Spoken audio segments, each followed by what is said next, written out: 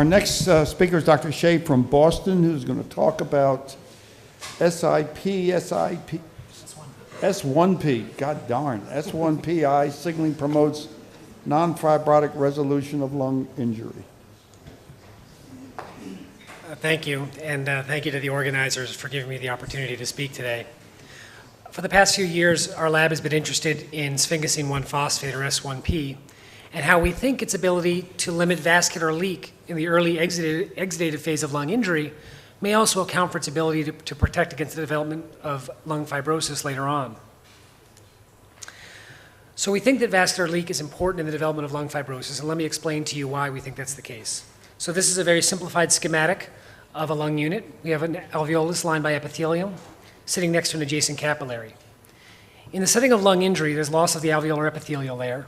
There's a release of numerous vasoactive and pro-inflammatory mediators, some of which cause increased vascular permeability.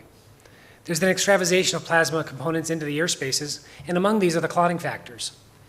And the result of activation of the coagulation cascade within the air spaces is the formation of a fibrin clot. Now, it's been known for quite some time that the alveolar compartment of IPF patients is profibrotic. That is, there's increased procoagulant activity and decreased fibrinolytic activity. And there have been numerous studies in animal models showing that inhibiting coagulation or promoting fibrinolysis protects against the development of fibrosis. And this is just a partial list of the many publications which have shown this finding. Now, it was originally thought that the profibrotic effects of intra-alveolar coagulation were related to the fibrin clot, that it provided a matrix into which fibroblasts could migrate and then proliferate and start to lay down mature scar. So it was with some surprise then that it was found that fibrinogen null mice that can't form fibrin clots are in fact not protected from the development of fibrosis. Around the same time, it was becoming more and more appreciated that the coagulation proteinases, most notably thrombin and factor Xa, in addition to their roles in promoting hemostasis, also have important signaling properties. And they signal predominantly through the proteinase-activated receptors, the PARs 1 through 4, through which they activate various downstream pro-inflammatory and profibrotic pathways. And it's been shown by Rachel Chambers' lab, as well as others, that blocking the thrombin PAR1 pathway can, in fact, protect against fibrosis. They showed it here using a direct thrombin inhibitor, and here with the PAR1 knockout mice, that they were protected from fibrosis in the bleomycin mouse model. So it's felt that yes, intra-alveolar coagulation is important for the development of fibrosis, but it probably has more to do with these signaling pathways of the coagulation proteinases than due to the fibrin clot itself. And now we know from more recent work from Rachel's lab, as well as work from Lorraine Ware's lab, that there can be local production of some of these clotting factors in the air spaces. It also stands to reason that at least some of them are derived from the circulation. And our hypothesis then is that increased vascular permeability in the lungs promotes the development of fibrosis by augmenting this intra-alveolar coagulation. So to study the effects of vascular leak, we've been focusing on sphingosine 1-phosphate, or S1P. This is a bioactive lipid mediator which is abundant in the circulation and signals through specific G protein coupled receptors. Most notably for our studies, S1P has been shown to enhance endothelial barrier integrity through the S1P1 receptor expressed on endothelial cells, through which it activates downstream intracellular pathways, the end result of which is tightening of the intracellular tight junctions and adherence junctions. And this isn't just an in vitro phenomenon. There have been numerous studies now showing that S1P, S1P1 signaling is critical for maintaining endothelial barrier integrity in vivo. To study this pathway, we've been using this compound, FTY-720. This is an S1P analog that binds to 4 of the 5 S1P receptors. At S1P1, FTY initially binds to the receptor and activates it, but then it causes it to be internalized and degraded. So it ends up acting as a functional antagonist of the receptor. And we and others have shown that in vitro, FTY-720 results in disruption of endothelial barriers, and in vivo, it causes increased vascular leak. So this is data from when we gave mice, in the bleomycin mouse model, we gave them FTY-720, and at day 7, we saw much more dramatic lung injury in these mice, and it was really characterized by excessive intra-alveolar edema fluid. We quantified the amount of vascular leak using Evans blue dye extravasation assays, and you can see here at day 7 after bleomycin challenge, the FTY-720, the S1P1 antagonist, really exacerbated the vascular leak in these mice. So I mentioned that we think that one consequence of increased vascular leak in the lungs is increased intra-alveolar coagulation. So we performed phosphotungstic acid stains of our mouse lung sections, which stains fibrin, and you can see in the FTY-treated mice, there's a lot more fibrin in the air spaces. We quantified this by measuring BAL D-dimer concentrations and thrombin-antithrombin complexes. And again, we see with FTY treatment here in the orange bars, there's increases in both of these markers of intra-alveolar coagulation. Ultimately, we wanted to study lung fibrosis, and the problem is in the standard bleo model, if we gave them FTY, this S1P1 antagonist, they all died around day 7 from overwhelming pulmonary edema. So we developed this low-dose bleomycin model. And with this very low dose of bleomycin, we saw that the mice get a very mild, very transient lung injury. Here, this is BAL total protein, this is BAL total leukocytes, and you can see that the injury is largely resolved by day 14.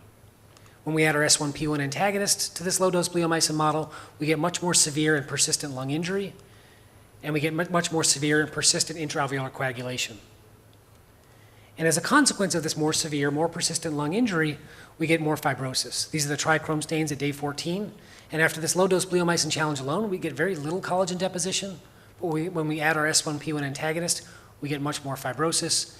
And this is the quantification with a hydroxyproline assay, again showing that FTY720 exacerbates the development of fibrosis in this model. So what we thought we were seeing at this point is that with the loss of S1P, S1P1 signaling, we're getting increased vascular permeability in the lungs. And this is augmenting the intra-alveolar coagulation. Now we know largely based on work from Dean Shepard's lab that thrombin and other PAR1 agonists can activate the alpha V beta 6 integrin in a manner dependent on Rho and ROC, resulting in a conformational change in the latency-associated peptide that activates the TGF-beta receptor, that allows TGF-beta to bind to its receptor and cause downstream induce downstream pathways that cause fibrosis. So we would hypothesize then in our model, if we can block thrombin PAR1 signaling or block the alpha V beta 6 integrin, we can protect against the development of fibrosis without affecting these upstream events of leak and intravenous coagulation. So we obtained the direct thrombin antagonist dabigatran, which we gave to mice, and we saw we were able to get therapeutic anticoagulation as determined by the plasma dilute thrombin time. And when we ran mice through our low-dose bleomycin and S1P1 antagonist model, we saw that dabigatran really didn't have any effect on our markers of lung injury, total protein, total BAL leukocytes, but it completely attenuated, protected against the development of fibrosis. These are the trichrome stains, and this is a low-power magnification, just showing how complete the protection was in this model. In fact, in all of the mice, I couldn't find a single area of dense fibrosis if they were treated with dabigatran. And again, this was the quantification with the lung hydroxyproline assay, showing complete protection from fibrosis.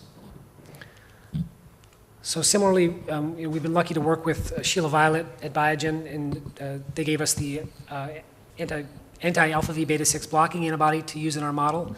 And much like our effects with dabigatran, we saw that blocking alpha V beta 6 really had no measurable effect on our BAL total protein concentration or our BAL total leukocytes, but completely protected against the development of fibrosis. So now, I've spent the last several minutes talking about the importance of coagulation in the air spaces. And in fact, our whole hypothesis of the importance of vascular leak is predicated on the importance of coagulation in the air spaces. So that begs the question, what about ACE-IPF? And I'm sure as many of you are aware that recent IPF-NET randomized controlled trial of warfarin versus placebo had to be stopped early because those patients getting warfarin, anticoagulant doses of warfarin, actually had increased mortality compared to the controls. And I think this is a very interesting finding and something perhaps we can discuss at the end. But we decided to go ahead and use warfarin in our model and compare it to the effects we saw with direct thrombin inhibition. So this again is the hydroxyproline data that we found treating mice with a direct thrombin inhibitor. When we used warfarin in the same model, we saw no protection from fibrosis. And importantly, this is with a dose of warfarin that we found to give a therapeutic level of anticoagulation with a median INR of 2.3. So it was quite a striking difference. So I'll summarize with this slide with the same diagram I used before. We think that in the absence of S1P, S1P1 signaling, we're getting increased vascular leak, and that's ultimately leading to increased fibrosis in a manner which is dependent on thrombin, PAR1, and the alpha V beta 6 integrin, such that when we block either of these pathways, we're able to attenuate fibrosis. In contrast, we didn't see any protection from fibrosis when we used warfarin. And at this point, I'm just purely speculating, but the target of warfarin is hemostasis and prevention of a fibrin clot. And it is going to have some effects on thrombin because it's going to limit thrombin synthesis, but it's possible that the effects on thrombin really just aren't as dramatic as we see with direct thrombin inhibition, and that may explain the discrepancy that we saw in the animal model.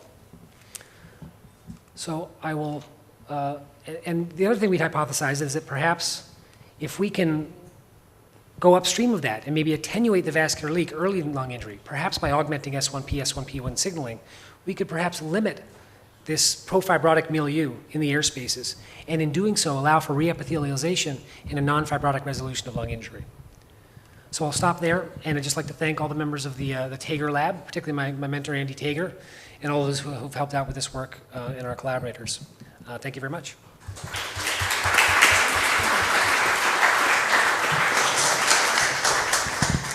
Very nice. Rachel?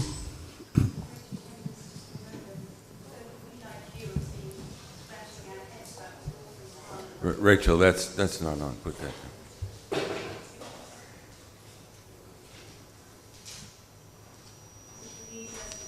I'll repeat the question. So we, like you, have been wondering why the warfarin trial is negative, and there's so much good preclinical data suggesting that intra-alveolar coagulation is so important in the animal models. And obviously there's two potential explanations, that the animal models are just poorly predictive and they may not be telling us at all what's going on in patients. We, of course, don't like that potential explanation because it makes us feel bad about our research. But you know, that's something we have to reconcile with the bleomycin model. The other thing to think about is whether we actually know whether in the ACE trial intra-alveolar coagulation inhibition was actually achieved. Yeah. Because these drugs are obviously developed to inhibit coagulation in the vasculature. And so can we just assume that when we dose them to inhibit the INR, that we're actually achieving intra-alveolar coagulation? So that's one point we've wondered about. The other thing is that coagulation is this incredibly complex process with opposing proteases signaling via different receptors, and then when they're at the receptor, they actually recruit different G proteins. And then some are deleterious signaling responses and some are protective. So when you go then upstream into coagulation, you might just be perturbing that balance and shifting it towards deleterious signaling again. So I think it's a very subtle problem we're trying to address. So we're not too disheartened by warfarin. We just think potentially that might not be the right drug. Yeah, and I think absolutely. I think that, you know, targeting hemostasis per se, targeting the formation of fibrin, which is what we do with warfarin when we have that target INR, you may not get as much thrombin inhibition as you get with some other agents by doing that. And the other thing, to go along with your point about the other factors in the clotting cascade, you know, warfarin also inhibits the synthesis of protein C. And activated protein C, you know, there's a lot of animal data that activated protein C is protective against lung injury. So, you know, it may be that with warfarin, yes, we're going to get less thrombin, you're going to get less of some of the other clotting factors, but you're going to get less of maybe some of those protective enzymes as well. So, you know, on the balance, you may not see an effect with that. So, yeah. Thanks. Well, Barry, loved your talk. Thank you. And I have a question about like what the best strategy would be in terms of targeting, though, because if the TGF-beta activation by alpha V beta 6 is at the end of the pathway, why would you want to target the vascular leak, which is pretty far, one component pretty far upstream? Because it's pretty clear that, or we know that there are many ways you could activate that final common step, you know, lipophosphatidic acid, S1P, and thrombin, for example. And, you know, one of the things that's happened in trying to treat another common lung disease that's not treatable, acute lung injury, is that people spend a lot of time on the upstream steps. But, you know, that none of them work because they're redundant upstream steps. But wouldn't it be better to focus on the steps that are pretty far downstream? Yeah, I mean, I think that's sort of a philosophical argument, I think, to some extent, is, you know, what's the best place to intervene? Because you could also argue that perhaps some of these processes get amplified. I mean, if you think that's like the coagulation cascade in itself, that's what it does. Each downstream step amplifies the previous step. And I don't know whether that really is happening in fibrosis at all, but I think that you could make an argument either way, that, you know, either inhibiting downstream or inhibiting upstream is better. And it may be that, you know, we need to have a multi-pronged approach to these. And so we have to block different pathways at the same time. And I also think that, you know, some of the talk I think it was that Toby gave today, I think there's going to be different diseases that we're calling IPF. And I think there's going to be, you know, different subsets of disease, and different subsets may respond differently to the different therapies depending on which part of the pathway is really dysregulated in those individuals. So I'm not sure that we can figure that out right now, but hopefully one day we can, and we can target our therapies for those. So the thought then is that vascular leak might also be activating some other pathways that you wouldn't target by blocking the specific one that you found. It might be. I like that. I'm just making that up, but. No, it's right. Yeah. I'm just kidding. Any other questions? Yes, in the back? Thank you for a very nice presentation. I'm Anticoagulation from Lund University in Sweden. And I have just a common question. What about other anticoagulating agents like heparin? I mean, these are major. Yeah, so I mean, heparin and the low molecular heparins are even a little bit more complicated because heparin can bind to thrombin, can bind to factor 10A, can bind to a lot of other clotting factors. There's data with heparin, particularly aerosolized heparin. I think that was Andreas Gunther's data, I think, that aerosolized heparin can attenuate fibrosis. I'm trying to think if they've used systemic heparin in the bleo model. We have not. There was some older data with low molecular weight heparin, which reported that it was not effective in the bleomycin model. We've actually tried low molecular weight heparin and have not seen a dramatic protective effect with that. And low molecular weight heparin predominantly binds factor 10A. But it's a little bit trickier in the mice because we don't know the pharmacokinetics as well and whether we're getting really continuous therapeutic anticoagulation. It may require twice-a-day dosing, so it's a little bit hard with the low molecular weight heparins, I think. But for what we've actually tried, we haven't seen much of a protective effect. It's really not like what we get with the direct thrombin inhibition.